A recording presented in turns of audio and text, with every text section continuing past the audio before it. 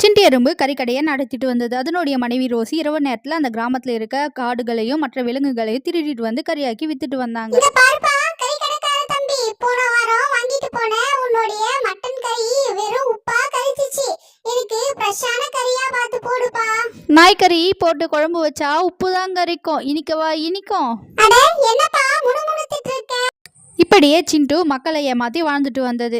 கொஞ்ச நாள்ல சிண்டுவோடைய கடைக்கு பக்கத்துல பீர்பால் ஆடு கறிக்கடையை திறந்ததுனால எல்லா கிராம விலங்குகளும் கூட்டம் கூட்டமா பீர்பாலுடைய கடைக்கு கறி வாங்க போனாங்க. பீர்பாலுக்கு வாணி ராணின்னு சொல்லிட்டு 2 பிள்ளைங்க இருந்தாங்க. அவங்க 2 பேரும் ஆசையா வளர்த்த பூனையையும் ஆட்டையும் ரோசி வந்து திருடிட்டு வந்தது. இந்த விஷயத்தை கேள்விப்பட்ட வாணியும் ராணியும் கரடி அரசர் கிட்ட போயிட்டு முறையிட்டாங்க. கரடி அரசர் ஆட்டோடைய அடையாளத்தை சொல்லி கேட்டாங்க.